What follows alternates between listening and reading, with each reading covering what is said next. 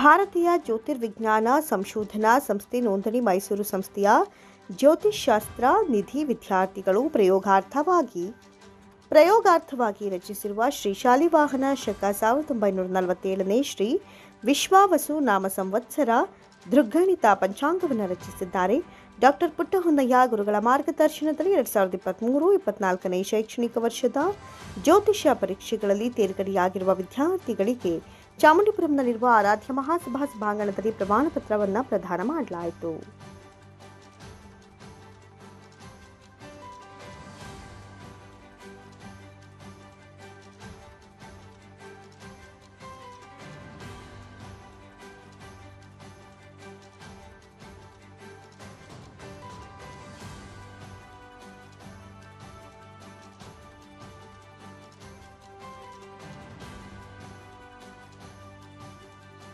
ಸುಮಾರು 40 ವರ್ಷಗಳಿಂದ ಅಭ್ಯಾಸವನ್ನು ಕಲಿಯಬೇಕು ಅಂತ ಜ್ಯೋತಿಷ್ಯ ಅಭ್ಯಾಸವನ್ನು ಮಾಡಲಿಕ್ಕೆ ಆಸಕ್ತಿ ಇರೋ ವಿದ್ಯಾರ್ಥಿಗಳಿಗೆ ಉಚಿತವಾಗಿ ವಿದ್ಯಾದಾನ ಮಾಡ್ಕೊಂಡು ಬಂದಿದೆ.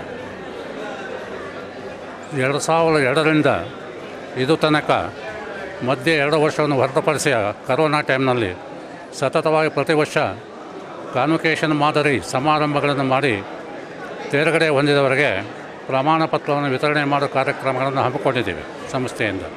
ಪ್ರತಿ ವರ್ಷವೂ 2 ವೈಸ್ ಚಾನ್ಸಲರ್ಗಳು ಬಂದು ಅಟೆಂಡ್ ಮಾಡಿ ಕಾರ್ಯಕ್ರಮಗಳನ್ನು ಸಾಂಗಗೊಳಿಸ್ತಾ ಇದ್ದಾರೆ. ಈ ವರ್ಷ ಸುಮಾರು 180 ಜನ ವಿದ್ಯಾರ್ಥಿಗಳು ಪರೀಕ್ಷೆಯನ್ನು ಬರೆದು ಉತ್ತೀರ್ಣರಾಗಿ ಪ್ರಮಾಣ ಪತ್ರವನ್ನು ಈ ವೇದಿಕೆಯಲ್ಲಿ ಸ್ವೀಕಾರ ಮಾಡಿದ್ದಾರೆ. 180 ಜನ ಇದು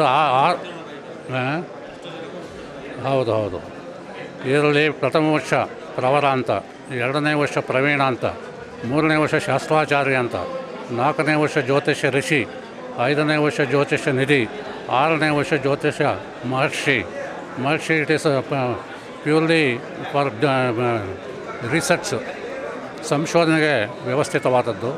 ಇವತ್ತಿನ ಜ್ಯೋತಿಷ್ಯ ನಿಧಿನಲ್ಲಿ ತೇರ್ಗಡೆಯಾದಂಥ 15 ಜನಕ್ಕೆ ನಾನು ಪಂಚಾಂಗಣಿತ ಪ್ರಾಥಮಿಕ ಹಂತದ ಗಣಿತಗಳನ್ನು 18 ತಿಂಗಳಿಂದ ಅವರಿಗೆ ಬೋಧನೆ ಮಾಡಿದ್ದೇನೆ. ಆ ಫಲದಿಂದಾಗಿ ಅವರೇ ಪ್ರಯೋಗಾರ್ಥವಾಗಿ ಒಂದು ಪಂಚಾಂಗವನ್ನು ರಚನೆ ಮಾಡಿ ಈ ವೇದಿಕೆಯಲ್ಲಿ ಬಿಡುಗಡೆ ಆಯ್ತು. ಇವತ್ತು ಅದು ದೊಡ್ಡ ಸಾಧನೆ. ಪಂಚಾಂಗ ರಚನೆಯ ರಹಸ್ಯವನ್ನು ಗೋಪ್ಯವಾಗಿ ಇಟ್ಟುಕೊಂಡೇ ಬಂದಿದ್ದಾರೆ. ಮೊದಲಿಂದ ಪ್ರಚಾರ ಮಾಡುವ ಪ್ರವೃತ್ತಿ ಯಾರಲ್ಲೂ ಇರಲಿಲ್ಲ. ಇದು ಯಾರ ಆಸ್ತಿ? ಇದು ಪ್ರಜೆ ಆಸ್ತಿ. ಪ್ರಜೆ ಆಸ್ತಿಯನ್ನು ಪ್ರಜೆ ಕೊಡಬೇಕನ್ನೋ ನಮ್ಮ ಧರ್ಮ. ಅದು ನಮ್ಮ ವೃತ್ತಿ ಧರ್ಮವೂ ಹೌದು, ನಮ್ಮ ಸಂಸ್ಥೆಯ ಮಾರ್ಗೋಪಾಯ ಧರ್ಮವೂ ಹೌದು. ಹೀಗಾಗಿ ನನಗೆ 86 ವರ್ಷ, ಈ ಇಳಿ ವಯಸ್ಸಿನಲ್ಲೂ ಮಾಡ್ತಾಯಿದ್ದೇನೆ.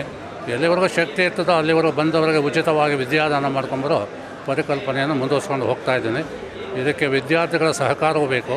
ನನ್ನ ಆರೋಗ್ಯ ದೃಷ್ಟಿಯಿಂದ ನಾನು ಮೊದಲು 3 ಗಂಟೆ ಕಾಲ ನಿಂತು ಪಾಠ ಮಾಡ್ತಾಯಿದ್ದೆ.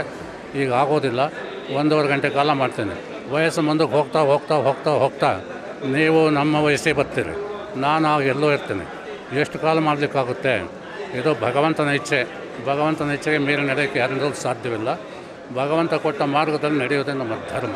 ಇದೇ ಸಂದರ್ಭದಲ್ಲಿ ಪೂಜ್ಯ ಶ್ರೀ ಡಾಕ್ಟರ್ ಶಾಂತಮಲ್ಲಿಕಾರ್ಜುನ ಸ್ವಾಮಿಗಳು, ಸಾಲೂರು ಮಠಾಧ್ಯಕ್ಷರು ಶ್ರೀ ಮಲೆ ಮಹದೇಶ್ವರ ಬೆಟ್ಟ, ಪ್ರೊಫೆಸರ್ ಮಲ್ಲೇಪುರಂ ಜಿ ವೆಂಕಟೇಶ್ ಅವರು ವಿಶ್ರಾಂತ ಕುಲಪತಿಗಳು, ಕರ್ನಾಟಕ ರಾಜ್ಯ ಸಂಸ್ಕೃತ ವಿಶ್ವವಿದ್ಯಾನಿಲಯ ಬೆಂಗಳೂರು ವೈಎಸ್ ಸಿದ್ದೇಗೌಡ ಅವರು ವಿಶ್ರಾಂತ ಕುಲಪತಿಗಳು, ತುಮಕೂರು ವಿಶ್ವವಿದ್ಯಾನಿಲಯ ತುಮಕೂರು ಶ್ರೀ ಡಾಕ್ಟರ್ ಸಿಜಿ ಬೆಟಸೂರ ಮಠ ಅವರು ಕಾರ್ಯನಿರ್ವಾಹಕ ಕಾರ್ಯದರ್ಶಿಗಳು, ಜಗದ್ಗುರು ಶ್ರೀ ಶಿವರಾತ್ರೀಶ್ವರ ಮಹಾವಿದ್ಯಾಪೀಠ ಮೈಸೂರು ಪಿ ನಾಗಭೂಷಣಾರಾಧ್ಯ ಅವರು ವಕೀಲರು, ಅಧ್ಯಕ್ಷರು, ಆರಾಧ್ಯ ಮಹಾಸಭಾ ಉಪಸ್ಥಿತರಿದ್ದರು.